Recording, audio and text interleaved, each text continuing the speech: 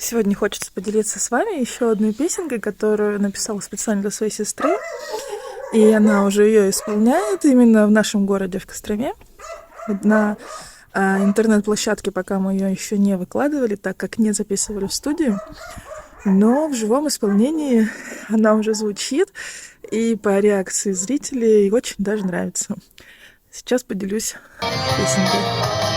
В полях неубранных хлеба стоят, а люди слезы горькие роняют, что им давно не ценят, не хранят, бессмысленно живут и умирают, что ни день, то новая беда, что ни год, то горькая вода, просят помощи у неба синего и не видят лица с морщинами.